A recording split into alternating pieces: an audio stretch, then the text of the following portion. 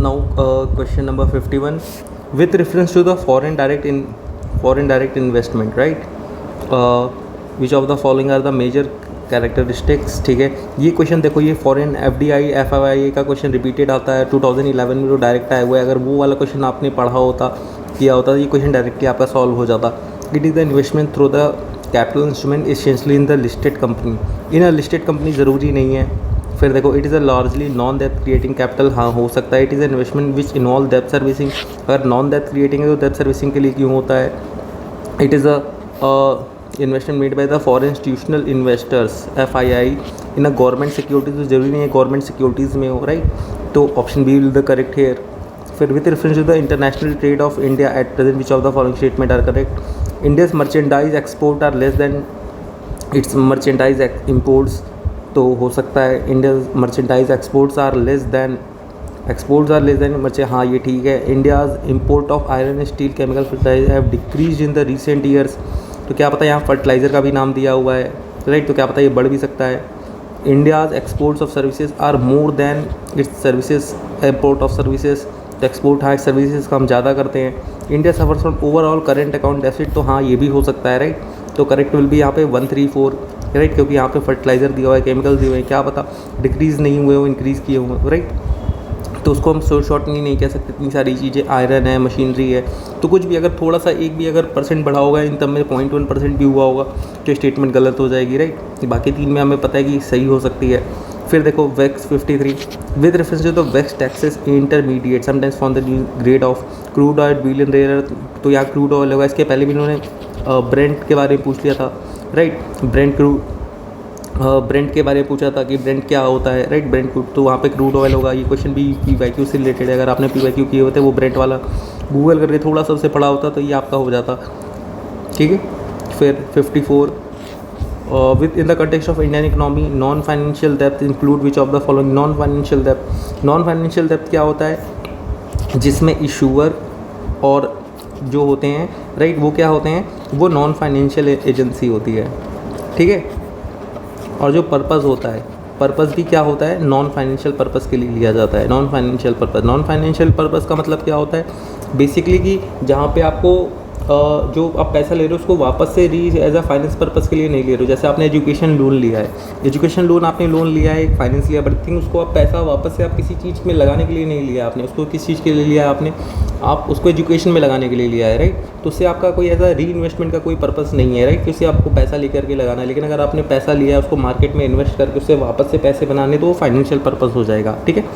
तो पर्पस देखना पड़ता है और इशूअर क्या है, ठीक है? तो यहाँ पे हाउसिंग लोन लिया गया है तो वो री इन्वेस्टमेंट पर्पस के लिए नहीं लिया गया है, हाउस के लिए लिया गया है। हाउस क्या है? कोई नॉन फाइनेंशियल पर्पस है, तो पहला हो जाएगा, ठीक है? अमाउंट आउटस्टैंडिंग क्रेडिट कार्ड पे भी जो हम लोग लेते हैं, क्रेडिट कार्ड किस लिए होते हैं? मोस्टली डेली शॉपिंग्स के लिए, इन सारी चीज़ों के लिए। री इन्वेस्टमेंट पर्पज़ नहीं होता क्रेडिट कार्ड का भी। ट्रेजरी बिल इशूअर कौन है? इसका गवर्नमेंट है, गवर्नमेंट होती है। तो गवर्नमेंट क्या है? नॉन फाइनेंशियल इंस्टीट्यूशन है, राइट? फाइनेंशियल इंस्टीट्यूशन नहीं गवर्नमेंट, तो इसकी वजह से 1 2 3 तीनों हो जाएंगे नॉन फाइनेंशियल डेप्थ यहाँ पे। फिर which of why are some nuclear reactor kept under IEA safeguards while other not? IEA के बारे में देखो कितनी बार UPSC ने पूछ चुका है। IEA हो गया, उसके बाद NSG हो गया, NPT हो गया, ठीक है? इन सब के बारे में इसको आप थोड़ा सा गूगल करके इसको अच्छे से पढ़ के जाना, इन सब के एडिशनल प्रोटोकॉल क्या होते हैं, राइट? वो सारी चीज़ें। फिर some use uranium, why other use thorium, some use imported uranium, other use domestic, some are operated by foreign enterprise, some are domestic enterprise, some are state owned और other are privately owned। देखो अब यहाँ पे क्या है? सब में सम लगा हुआ है सारी चीज़ें। ये दो स्टेटमेंट जो यूरेनियम की बात कर रही हैं, राइट? और ये दोनों उसके एडमिनिस्ट्रेटरशिप की बात कर रही हैं कि फॉरेन करते हैं, कुछ डोमेस्टिक एंटरप्राइज करते हैं। इसमें कह रहा है कुछ स्टेट ओन्ड है, बाकी प्राइवेटली ओन्ड है, ठीक है? तो IEA सेफगार्ड्स अगर आपने इसको थोड़ा सा पढ़ा होता तो यहाँ से आपका ये क्वेश्चन डायरेक्टली हो जाता है। ये भी PYQ का टॉपिक है, IEA वही से क्वेश्चन बना हुआ है, UPSC ने बहुत बार क्वेश्चन पूछा है। इसका डायरेक्टली आंसर क्या हो जाएगा कि कुछ होते हैं जो डोमेस्टिक इम्पोर्टेड यूरेनियम यूज़ करते हैं और जो डोमेस्टिक सप्लाईज यूज़ करते हैं।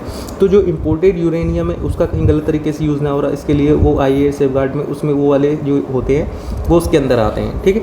तो ये हो जाएगा आपका ऑप्शन बी हो जाएगा यहाँ से। फिर ट्रिम्स, फिर मैंने बताया ये भी देखो जितने भी एग्रीमेंट वगैरह होते हैं मोस्टली वो ऐसे ही होते हैं WTO के, उससे क्वेश्चंस आते हैं। ट्रिम्स भी उसी का है। TRIMS which of the following quantitative restrictions on imports by foreign are prohibited, तो हो सकता है कि क्वांटिटेटिव रिस्ट्रिक्शंस और प्रोहिबिटेड है वो, तो देख रहे हो ये नेगेटिव चीज़ है, ये भी नेगेटिव की बात कर रहा है, मतलब पॉजिटिव सेंस में बात कर रहा है ये। They apply to the investment major related to trade in both goods and services, तो गुड्स एंड सर्विसेज बोथों की बात कर रहा है ट्रेड में, ठीक है। They are not concern with the regulation of foreign investment, तो फॉरेन इन्वेस्टमेंट के रेगुलेट नहीं करता, ये ट्रेड रिलेटेड इन्वेस्टमेंट की बात कर रहा है। तो फॉरेन में ज़रूरी नहीं है कि वो किसी भी ट्रेड रिलेटेड की बात होती है, ये भी करेक्ट हो सकता है। यहाँ पे गुड्स एंड सर्विसेज दोनों दिया हुआ है, राइट। तो गुड्स एंड सर्विसेज नहीं होता, इसमें सिर्फ गुड्स होता है, राइट। ये आपका गलत हो जाएगा, सीधे सीधे 1 और 3 यहाँ पे डायरेक्ट आंसर आ जाएगा। बाकी अगर आपको ओनली पेयर वाला क्वेश्चन होता, आपको ये पता है ये वाला सही है, राइट। इन दोनों में आपको कन्फ्यूजन हो सकती थी कि 1 और 2 हो सकता है या नहीं हो सकता, तो उसमें से आपको लगता है कि एक सही है, तो यहाँ पे आप ओनली 2 पेयर करके आते, तो भी आपका ये स्टेटमेंट सही हो जाता। फिर 57, if the RBI decide to adopt expansionist monetary policy, ठीक है, एक्सपेंशनिस्ट मॉनेटरी पॉलिसी अडॉप्ट करनी है, which of the following it not do, कौन सी ऐसी चीज़ें जो ये नहीं करेगा, ठीक है। तो cut and optimise statutory liquidity ratio, तो हाँ ये करेगा, स्टैच्यूटरी लिक्विडिटी को अगर कट और ऑप्टिमाइज करेगा तो एक्सपेंशनिस्ट मॉनेटरी पॉलिसी का ये पार्ट होगा, तो ये तो करेगा, तो नॉट डू पूछा है, हमें इसका ध्यान रखना है। Increase in marginal standard facility rate, तो इंक्रीज़ करेगा, तो इसकी वजह से लोन तो क्या नाम है कम दिए जाएंगे, राइट। तो ये इंक्रीज़, इसका मतलब ये तो नहीं करेगा, तो मतलब ये तो होगा। Cut the bank rate and repo rate, इसको भी कट करने से क्या होगा, एक्सपेंशनिस्ट मॉनेटरी पॉलिसी होगी, राइट। तो इसकी वजह से क्या होगा, नॉट डू पूछा है, तो ये भी, ये तो से एक्सपेंशन होगा, बट नॉट डू पूछा है तो मतलब ये भी नहीं होगा, ये भी नहीं होगा, तो only 2 will be the answer यहाँ पे। तो ये एक्सपेंशनरी मॉनेटरी पॉलिसी की किस चीज़ को करने से क्या नाम है, मॉनेटरी पॉलिसी के बारे में थोड़ा सा आप पढ़ के जाना। मैंने पहले भी बोल रखा है कि एमपीसी से क्वेश्चंस आते हैं, आरबीआई के एमपीसी से हर साल क्वेश्चन आए, तो इसको आप पूरा अच्छे से पढ़ के जाना। With reference to the Indian economy after 1991 liberalisation consider the following, worker productivity increase in urban areas while it decrease in the rural areas. Sure shot यार आप कह नहीं सकते हो कि अर्बन एरियाज़ में बढ़ी है, रूरल एरिया में डिक्रीज़ हुई है, बाकी मान लेते हैं। अगली स्टेटमेंट पढ़ते हैं, percentage share of rural areas, the percentage share of rural areas in the workforce steadily increase. Steadily increase यार ज़रूरी नहीं है कि आप इसको श्योर शॉर्ट बोल लो। In rural areas the growth in the non farm economy increase, हाँ ये तो चलो सही है कि मान लेते हैं। एक पैरा एग्रीकल्चर था, लिबरलाइजेशन होने के बाद काफ़ी नॉन फॉर्म एक्टिविटीज़ भी आई हैं। The growth rate in rural employment decrease, rural employment growth rate जो डिक्रीज़ हुई है, तो ये तो मतलब थोड़ा डाउटफुल वाली स्टेटमेंट है कि इसमें हो सकता है, नहीं भी हो सकता है, राइट। तो और डिक्रीज़ हुई है ग्रोथ रेट रूरल एम्प्लॉयमेंट में, राइट।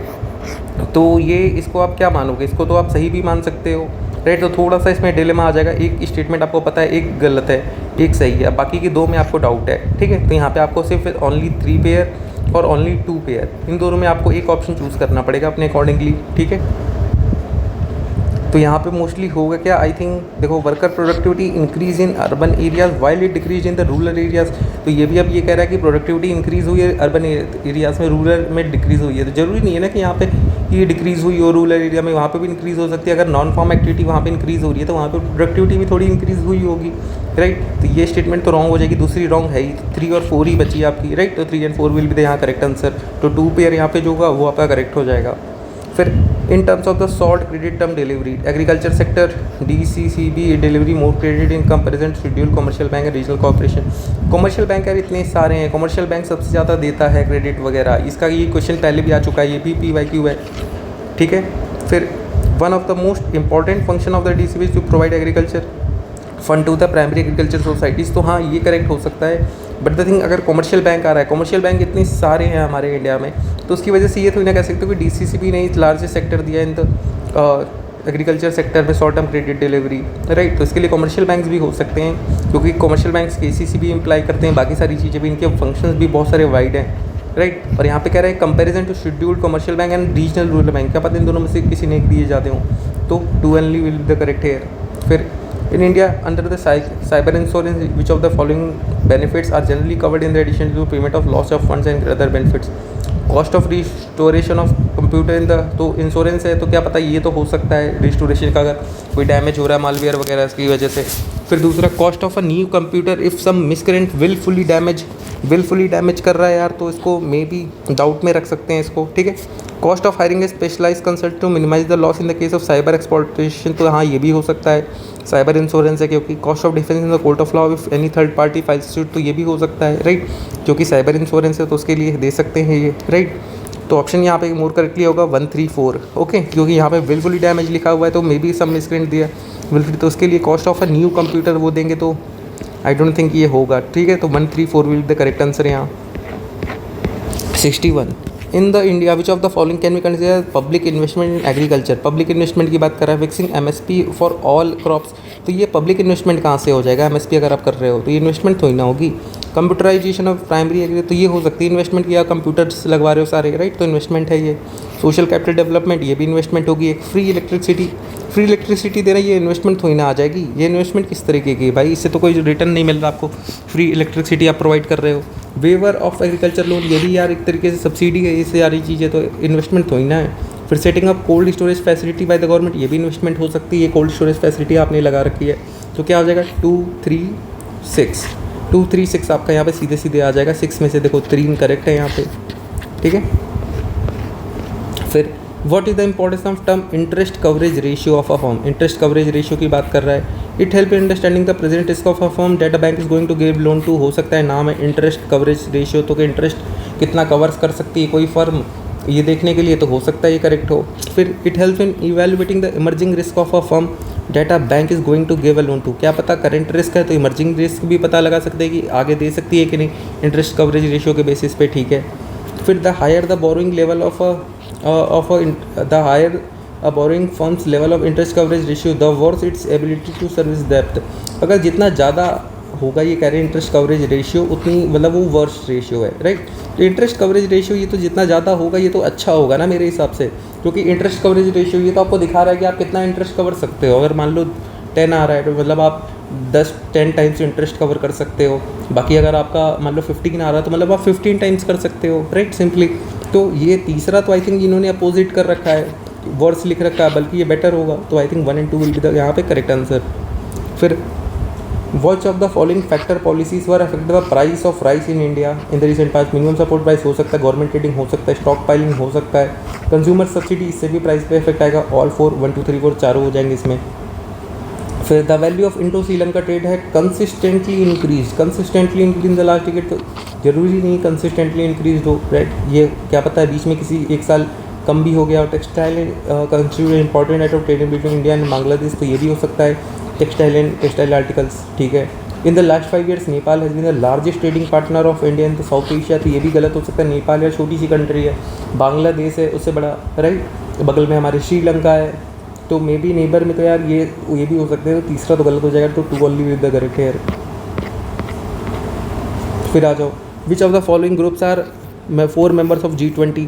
तो G20 यार, G20 देखो हमेशा क्वेश्चन से पूछ रहे हैं। इस बार इन्होंने अभी देखो पहले भी पूछा था इन्होंने पब्लिक की इंफ्रास्ट्रक्चर का, वो भी G20 से था। G20 के पूछे हैं, 2023 में भी पूछा है G20।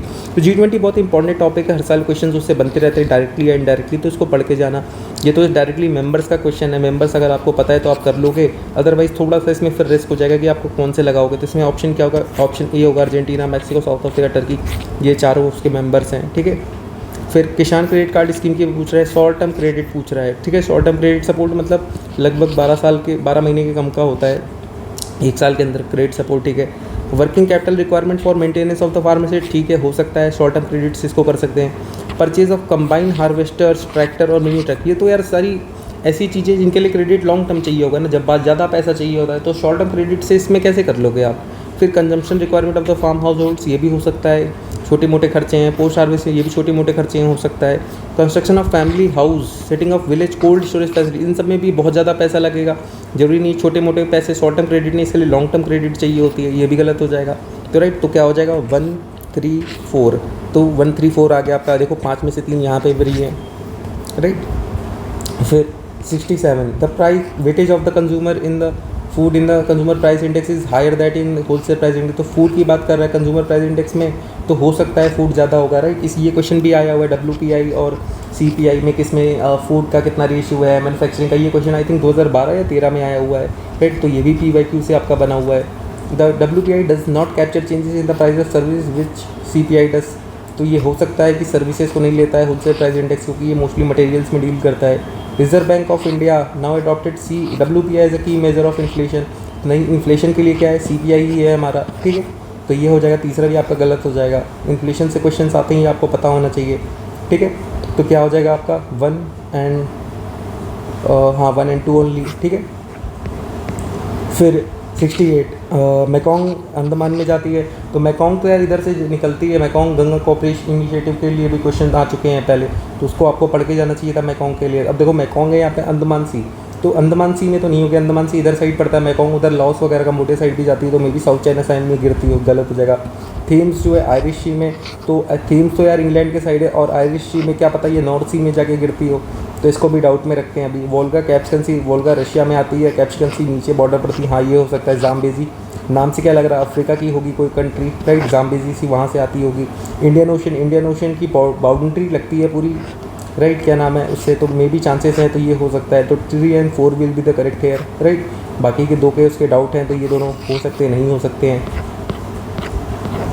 फिर 69 in the case of all cereals pulses the procurement MSP is unlimited at any state of, ये तो गलत हो जाएगा क्योंकि ऑल सेरेल्स पल्सेस लिखा है, MSP तो सिर्फ सर्टेन उस पर इशू किया जाता है, तो ऑल सेरेल्स थोड़ी ना होगा। In the case of all cereals the specific state at a level at which the market price will never rise, never rise यार ऐसा थोड़ी ना बात है कि नेवर राइज वहाँ तक नहीं होगा, वो तो मिनिमम सपोर्ट प्राइस होता है ना।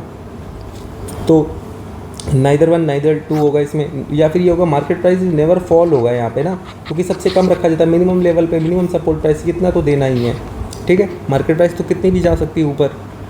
With reference to the Indian economy consider the following statement, consumer commercial paper is a short term unsecured promissory note, तो अनसिक्योर्ड हो सकता है। Certificate of deposit issued by the RBI to the corporation, नहीं, RBI issue नहीं करती है।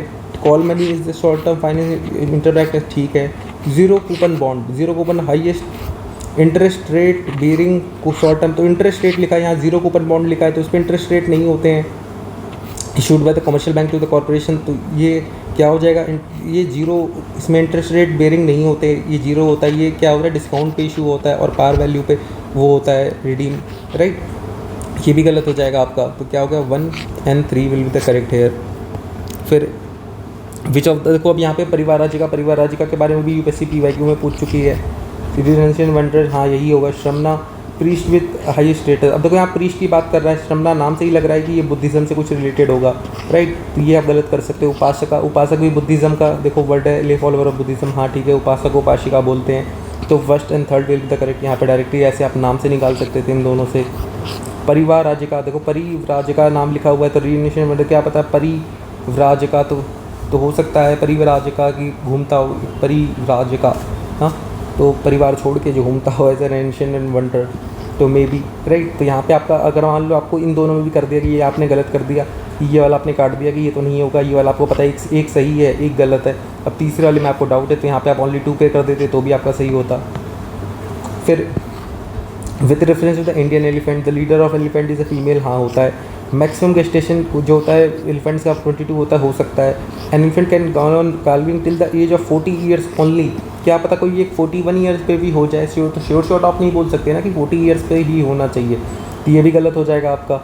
Among the state India the highest elephant population is in Kerala, तो अब केरला क्या पता यार, केरला है तो तमिलनाडु भी हो सकता है, कर्नाटका भी हो सकता है, राइट, तो ये भी आपका गलत हो जाएगा। तो क्या हो जाएगा, 1 and 2 विल बी द यहाँ पे करेक्ट आंसर आपका simply.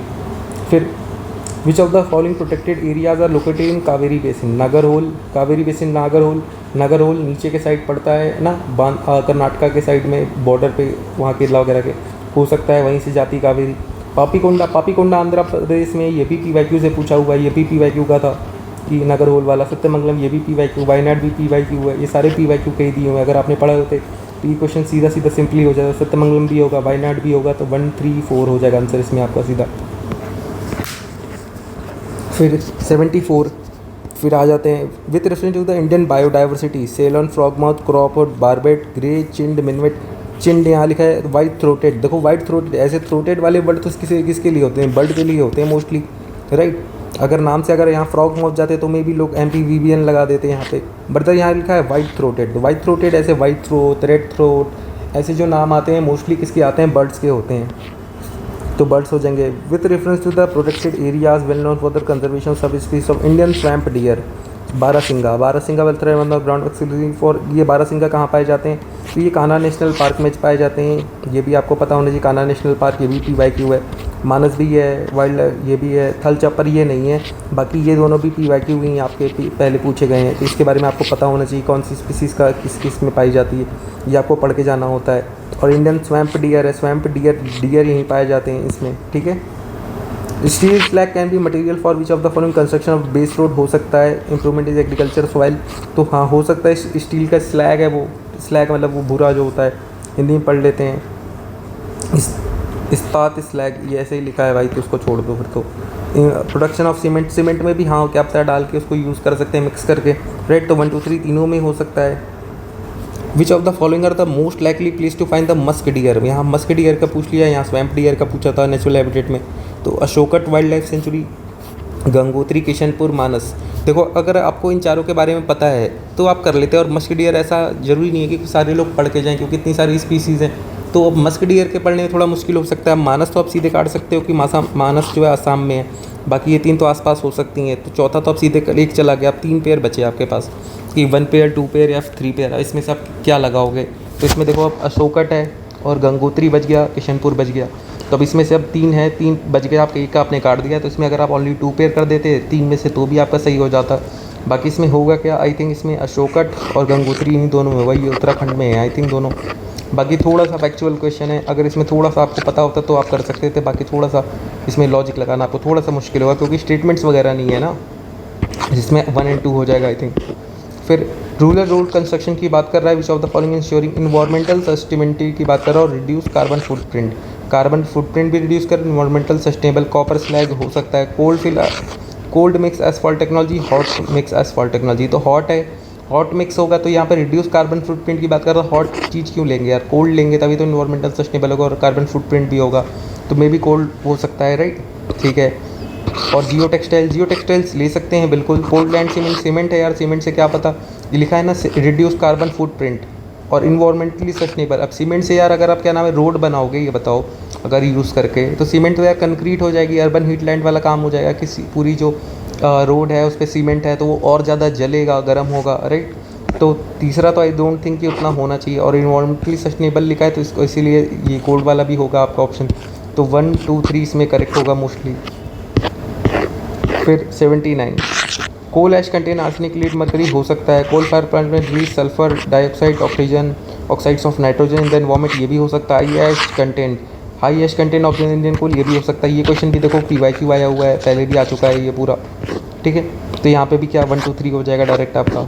80, biochar can be use as a part of growing medium in vertical farming, तो हो सकता है biochar is part of growing medium, it promote growth of nitrogen fixing organism. नाइट्रोजन fixing ऑर्गेनिज्म के बारे में देखो कितनी बार पूछ चुका है, ये भी सही होगा। When biochar is a part of growing medium, it enable growing medium to retain water for longer time, तो हाँ हो सकता है, राइट। 1 2 3 तीनों चीज़ें पॉजिटिव स्टेटमेंट है, तीनों अच्छी चीज़ों की बात कर रही हैं। फिर शेड्यूल 6 की बात कर रहा है, वाइल्ड लाइफ प्रोटेक्शन एक्ट के बारे में इंप्लीकेशंस क्या हैं। वाइल्ड लाइफ प्रोटेक्शन एक्ट आपको पढ़ना होता है, मैंने कितनी बार बोला है कि WBA पढ़ लेना। अभी इसमें अमेंडमेंट्स हो गए हैं, पहले 6 शेड्यूल थे, अब 3 ही शेड्यूल रह गए हैं, 1st 2nd और 3rd, ठीक है। तो इसके बारे में क्वेश्चंस आ सकते हैं, तो इसको एक बार अच्छे से पढ़ के जाना। A licence is required to cultivate that plant, तो हाँ यही होगा। Such a plant can not be cultivated in any circumstance, गलत हो जाएगा। जेनेटिकली मॉडिफाइड क्रॉप प्लांट है, उसके लिए ऐसा कुछ नहीं था 6 शेड्यूल में। Such a plant is invasive and harmful to ecosystem, ये भी ऐसा नहीं है, उसके लिए सिर्फ लाइसेंस चाहिए होते हैं, ये वाला होगा। फिर 88, with reference to period of Gupta dynasty in Asian India, Ghantashila, Kagra और चौल क्या थे। अब देखो पहला ऑप्शन है पोर्ट, दूसरा कैपिटल, तीसरा एक्विजिशन स्टोन आर्ट, चौथा बुद्धिस्ट पिलग्रिमेज सेंटर। तो मैंने बताया कि यूपीएससी की थीम्स, हिस्ट्री में तो मोस्टली क्वेश्चंस आप थीम पे कर सकते हो कि थीम्स यूपीएससी पूछती क्या है। यूपीएससी ने पोर्ट्स के बारे में कितनी बार पूछा है, इस ऐसे ही क्वेश्चन मैंने 2023 में आया था, जो मैंने आपको बताया हुआ है कि कौन सा पूछा था इन लोगों ने अभी इस बार, चौल के बारे में पूछा था आई थिंक, CHAUL वाला, कि क्या था नेम उन्होंने दिया होता। तो पोर्ट्स हैं मोस्टली, अगर आप इससे क्वेश्चन आते हैं आप थीम्स पे जाओ डायरेक्टली। क्यों, यूपीएससी की थीम है पोर्ट्स, यूपीएससी हर साल क्वेश्चन पूछती है। ताम्रलिप्ति के बारे में पूछ चुकी है, घंटसाला के बारे में पूछ चुकी है, चौल के बारे में ऑलरेडी पूछ चुकी है, 23 में भी पूछेगी, राइट। तो थीम्स पे बेसिकली, तो यहाँ पे क्या ये भी पोर्ट्स हैं। फिर what are the advantages of zero tillage in agriculture, zero tillage का पूछ रहा है। Sowing of wheat is possible without burning the residue of previous crops, तो हो सकता है हाँ। Without the need of nursery of rice direct sapling of paddy in the wet soil is possible, हो सकता है। Carbon sufficient in soil is possible, तो ये भी हो सकता है। तीनों पॉजिटिव स्टेटमेंट है, अच्छी चीज़ के लिए बात कर रही है। 1 2 3। फिर 84, according to the Indian biofuel और Indian national policy on biofuel which of the following can be use as raw material for the production of biofuel. ठीक है, डैमेज व्हीट ग्रेन हो सकते हैं, groundnut seed, horse gram, rotten potatoes ये भी हो सकते हैं, शुगर बीट ये भी हो सकता है। तो 3 तो आपको मिल गए। अब कसावा, कसावा क्या होता है हिंदी में पढ़ लेते हैं। कसावा हिंदी में भी कसावा ही लिखा है, तो हो सकता होगा, राइट। अब 6 हैं, 6 में से 4 तो मिनिमम देखेंगे कि 4 सही हो। बाकी हॉर्स ग्राम तो नहीं होंगे। ग्राउंडनट सीड से लिखा है तो ये भी नहीं हो सकते आई थिंक। तो राइट, ये 3 बाकी 4 चीज़ें तो हैं ही। तो क्या हो जाएगा 1 2 6 5 6, 1 2 5 6 हो जाएगा। ऑप्शन ए हो जाएगा डायरेक्टली आपका। अगर ऐसे नहीं पता था तो भी 4 6 में से ओनली 4 का रूल लगा देते, ओनली 4 आप करके आते तो भी ये क्वेश्चन ठीक हो जाता आपका। फिर which of the following statement best describe the term social cost of carbon. Social cost of carbon की बात की जा रही है। Long term damage by 1 ton of CO2 in a given year हो सकता है। Requirement of fossil fuel of a country to provide good and services to citizens based on the burning of those fuels. ये तो यार social cost of carbon की बात कर रहा है और ये कह रहे हो कि उसको फ्यूल करके जो आपको रिक्वायरमेंट कितनी है, ये थोड़ा बनाया हुआ स्टेटमेंट लग रहा है। फिर efforts put in the climate refuge to live in a new place, ये भी देखो बनाई हुई स्टेटमेंट है। Contribution of individual person to the carbon footprint on the any planet earth, ये भी नहीं होगा। सोशल कॉस्ट ऑफ कार्बन पूछा है इंडिविजुअल का, उससे क्या। तो सबसे जो सही लग रहा है यही है कि लॉन्ग टर्म डैमेज जो हो रहा है CO2 इमिशन से, उसी को हम बोलेंगे सो ये सोशल कॉस्ट है उसकी। क्योंकि अगर आपने कार्बन आज रिलीज़ किया है तो सोसाइटी में बहुत लॉन्ग टाइम पे इम्पैक्ट करेगी ना। जरूरी तो ना कि आज है तो उसका इम्पैक्ट आज ही हो जाएगा, वो तो इम्पैक्ट उसका बहुत लॉन्ग टर्म में होगा। तो सोशल कॉस्ट उसको आप काउंट कर सकते हो, राइट। तो 85 में ए हो जाएगा। 86, फिर with reference to the pulse production in India, black gram can be cultivated as a both kharif and rabi crop, हो सकता है। ग्राम है, दोनों में कर सकते हैं। Green gram alone account for nearly half of pulse production. तो जरूरी थी ना कि 50% प्रोडक्शन इसी का हो, क्या पता 10% हो, 20 हो, नियरली हाफ ना हो, राइट। तो मे बी ग्रीन ग्राम है, हॉर्स ग्राम हो सकता है कुछ भी, तो ये तो गलत हो सकता है। In the last 3 decades while the production of kharif crop pulses has been increased, the production of rabi pulses has decreased, तो डिक्रीज़ हुआ है। इसमें भी वही डिक्रीज़ दिया है, क्या पता वो इंक्रीज़ हो सकता है, राइट। तो ऐसा कुछ श्योर शॉट आप नहीं कह सकते, और वो भी 3 डिकेड की बात कर रहा है लास्ट, ठीक है। तो ऐसा कुछ श्योर शॉट नहीं कह सकते, तो इसमें only 1 will be the answer. फिर the crop is substantial sub tropical nature, hard and furious to it require at least 220 frost free days इसको चाहिए होते हैं, ठीक है। और 550 से 10 सेंटीमीटर की बारिश चाहिए होगी, रेनफॉल, ठीक है। A light and well drained capable of retaining moisture in daily cultivation of the crop, which of the following at that crop. कौन सी क्रॉप है। अब देखो 50 से 100 सेंटीमीटर की बारिश की बात कर रहा है इसे, ठीक है। और 210 फ्रॉस्ट फ्री डेज चाहिए इसे, ठीक है।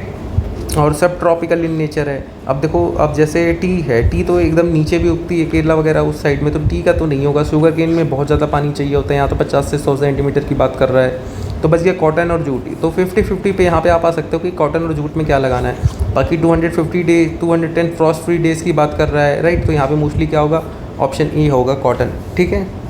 और सब ट्रॉपिकल इन नेचर, तो हाँ सब ट्रॉपिकल तो वैसे सारे हैं।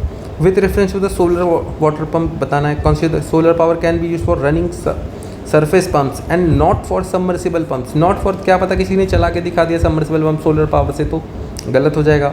Solar power can be use for running centrifugal pumps and not one with the piston, ये भी गलत हो जाएगा। क्या पता किसी ने पिस्टन वाले के साथ चला के दिखा दिया, नाइदर 1 नाइदर 2। फिर 89, with reference to the current trend in the cultivation of sugarcane, ठीक है। A substantial saving in the seed material is made when the bud chip settlings are raised in nursery and transplanted in the main field, हो सकता है।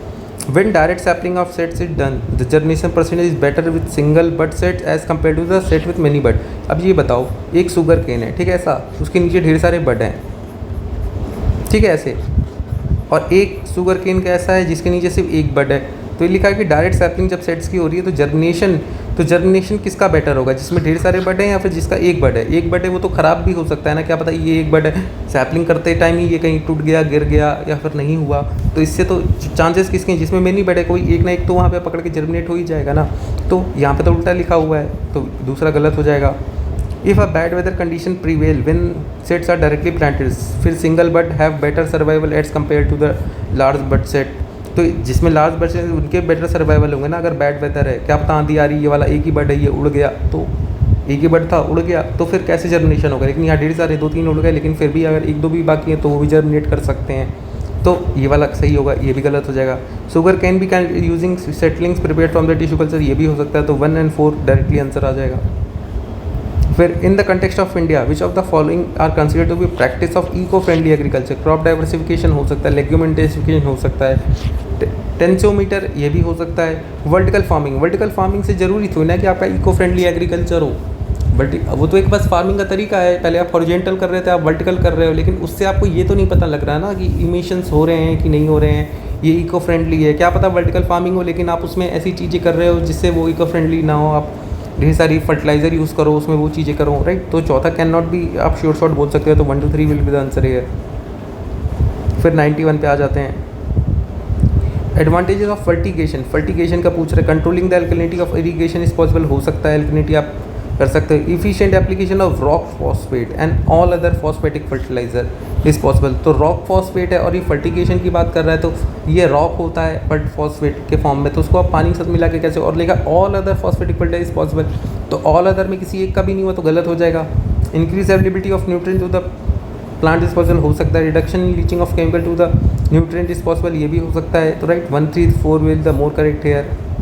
फिर in the which of the following are officially designated as major mineral, तो ये तो अब major mineral कौन कौन से हैं, बेंटोनाइट, क्रोमाइट, काइनाइट, सिल्मेनाइट। अब देखो यहाँ पे 4 हैं, अब 4 में से आपको कुछ पता ही नहीं, अगर इन चारों के नाम सुने नहीं, आपको पता नहीं मेजर मिनरल कौन से, फिर कैसे करोगे क्वेश्चन के, फिर तो समझ ही नहीं आएगा। फिर 4 हैं, तो 4 में से सिंपली क्या है 3 और 2, या तो 3 पेयर सही हो सकते हैं या तो 2 पेयर हो सकते हैं। तो 50-50 पे आप डायरेक्टली इस पे आ जाओगे।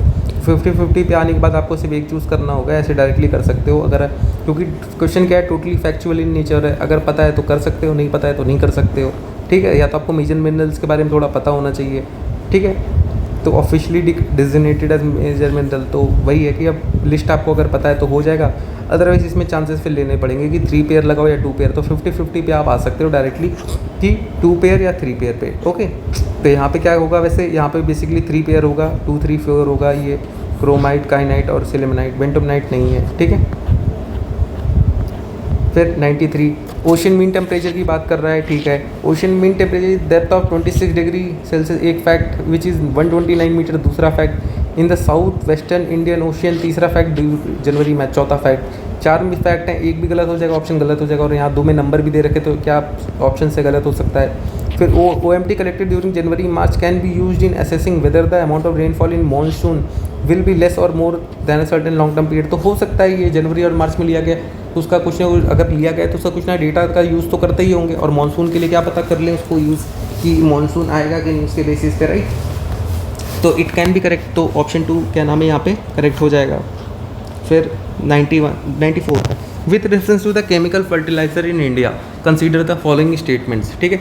Eight present the retail price of chemical fertiliser is market driven not administered by the government. तो यार देखो, अगर मार्केट ड्रिवन हो जाएगा तो फिर फर्टिलाइज़र का तो क्योंकि डिमांड इतनी ज़्यादा है, राइट, और डिमांड इतनी ज़्यादा है, सप्लाई इंडिया में है नहीं क्योंकि हम इंपोर्ट करके लाते हैं, राइट, फर्टिलाइज़र। तो इसकी वजह से क्या होगा, इसकी वजह से तो फिर कोई फार्मर तो अफोर्ड कर ही नहीं पाएगा, तो इसलिए गवर्नमेंट हमेशा इंटरवेन करती है, तो गवर्नमेंट का इंटरवेंशन होता है, ठीक है। पहला गलत हो जाएगा। Ammonia is input of urea is produce from natural gas, हो सकता है। Sulphur is a raw material from phosphate acid fertiliser is a by product of oil refinery, ये भी ठीक है। ऑयल रिफाइनरीज और सल्फर का ये क्वेश्चन पहले भी आ चुका है, ये PYQ है, अगर आपने किया होता तो 2 और 3 इसमें आंसर हो जाएगा आपका डायरेक्टली। फिर with reference to the Indian National Desert Park, ठीक है, which of the following statement are correct, it is spread over 2 district, हो सकता है। There is no human habitation inside the park, ये गलत हो जाएगा। क्या पता अगर एक भी इंसान वहाँ जा करके रहता हो, अपना हैबिटेशन रखता हो, तो जरूरत हो ना कि गलत हो जाएगा। It is one of the natural habitat of great Indian bustard, तो ये हो सकता है ग्रेट इंडियन बस्टर्ड, ठीक। ग्रेट इंडियन बस्टर्ड कहाँ पाई जाती है, गुजरात और राजस्थान के पार्ट में पाई जाती है, ठीक है, इसको याद रख लेना आप। तो 1 और 3 will be the correct hair. Siachen glacier कहाँ है, ईस्ट ऑफ अक्साई चीन कहाँ है, यहाँ पे पार्ट ईस्ट में जाओगे तिब्बत और चाइना वाला रीजन आ जाएगा, पहला गलत। ईस्ट ऑफ ले यहाँ इधर जाओगे तो फिर से वही चाइना वाला पार्ट आ जाएगा, गलत। नॉर्थ ऑफ गिलगिट कहाँ है, यहाँ पे POK वाला जो रीजन है उसके ईस्ट में आप जाओगे इधर साइड तो वो अक्साई आ जाएगा, नहीं होगा। फिर नॉर्थ ऑफ गिलगिट पूछा, ऊपर अफगानिस्तान आ जाएगा, ये गलत हो जाएगा। नॉर्थ ऑफ नुब्रा वैली कहाँ है, नीचे के साइड है, ऊपर के साइड पड़ता है सियाचिन, हाँ यही हो जाएगा, option D will be the correct. फिर देखो with reference to the history of India consider the following pairs.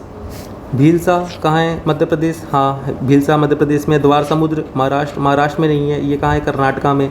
ये सारे एनसीईआरटी के टर्म्स हैं, अगर आपने पढ़े होते तो हो जाता। ठीक है, एनसीईआरटी के ही हैं। गिरनगर गुजरात में। हाँ, स्थानेश्वरा उत्तर प्रदेश नहीं, स्थानेश्वरा उत्तर प्रदेश में नहीं, हरियाणा में है। ठीक है, तो यहाँ पे क्या होगा? ओनली 2 पेयर हो जाएगा आपका। वैसे भी मैंने बोला 4 में या तो 2 पेयर सही होते हैं या 3 पेयर सही होते हैं। ठीक है, यहाँ तो वैसे भी 2 दे रखे तो 2 ही सही होंगे, कोई भी 2 चूज़ करने होते हैं आपको। ठीक है, तो 1 और 3 करेक्ट हो जाएगा। 1 and 3 will be the answer और 1 ओनली। फिर 36% of Indian district are classified by over exploited or critical by central ground water authority. Percent दे रखा, क्या पता नहीं हो, राइट, तो इसको गलत हो जाएगा। CGA इन्वायरमेंट प्रोटेक्शन एक्ट से अंदर बनी। हाँ, ये करेक्ट है। EPA मैंने बोला है कि इन्वायरमेंट की जितने एक्ट हैं आप अच्छे से पढ़ के जाना। India has the largest under water ground water irrigation the world. हाँ, ये फैक्ट सही है। 2 and 3 will the correct here. फिर 99, फिर jet streams occur in northern hemisphere only. तो जेट स्ट्रीम क्या पता साउथ हेमिस्फीयर में भी हो सकती है, गलत हो जाएगा। ओनली लिखा हुआ है। Only some cyclone develop an eye, क्या पता कुछ साइक्लोन्स डेवलप आई डेवलप नहीं करते हों, राइट, क्या पता 1-2 टेम्परेट वाले नहीं करते हों, तो ये सही हो सकता है क्योंकि साइक्लोन तो ट्रॉपिकल होते हैं और वो भी होते हैं टेम्परेट भी होते हैं। फिर लिखा the temperature inside of an eye is cyclone is nearly 10% lesser than that of surrounding. Lesser क्यों होगा? नीचे वाला जो आई वाला पार्ट होता है वो तो गर्म होता है ना, क्योंकि यहाँ से एयर रेस होती है, ऊपर जाती है, तो इसकी वजह से लेसर थोड़ी ना होगा, ये तो हायर होगा। ये गलत हो जाएगा। तो only option only 2 will be the answer यहाँ। फिर among the following tiger reserve which of the following has the largest critical tiger habitat. तो इन सब में क्या है? कॉर्बेट नहीं है, रंथापुर, ये तो फैक्चुअल है। मैंने बोला है जितने नेशनल पार्क हैं, टाइगर रिजर्व हैं, इन सबको पढ़ के जाना अच्छे से। ठीक है, तो नागार्जुन सी साइलम इसी का है, सबसे बड़ा एरिया भी है इसका, क्रिटिकल टाइगर हैबिटेट भी इसी का है, सुंदरबन से नहीं है। ठीक है, तो option C will the correct है। ठीक है, तो ये आज हमने 2020 का भी पेपर कर लिया है। ओके, अब 21, 22, 23 का बाकी है बस। ठीक है, 3 पेपर सी सेट भी करते रहो। सी सेट की भी हम जल्दी वीडियोस करेंगे। ओके, तो सी सेट भी आप कर लेना इसको।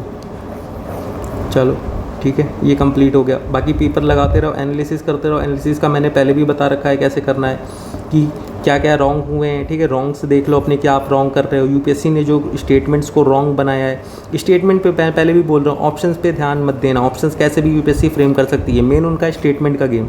तो स्टेटमेंट पे ध्यान दो कि स्टेटमेंट कैसे फ्रेम हो रही है। ठीक है, स्टेटमेंट फ्रेम हो रही है, कैसे फ्रेम हो रही है, और स्टेटमेंट्स में मतलब कहाँ कहाँ पे रॉन्ग कर रहे हैं यूपीएससी, क्या क्या चीज़ें ऐसी जो है जो जनरली रॉन्ग करती है। ठीक है, उन चीज़ों पे आपको ध्यान देना है। ओके, तो इन चीज़ों को करके एनालिसिस करते रहो। हर एक ईयर डेली एक रिपोर्ट्स बना लो आप, राइट, कि आपने अब तक के जितने करे हैं, जितने पेपर कर चुके हैं, उसमें रॉन्ग कितने, राइट क्या, एनालिसिस क्या है, वो लिख डालो पूरा उसमें। ठीक है, तो ऐसे करके थोड़ा करो, आपको बेनिफिट मिलेगा उससे। ठीक है, चलो बाय।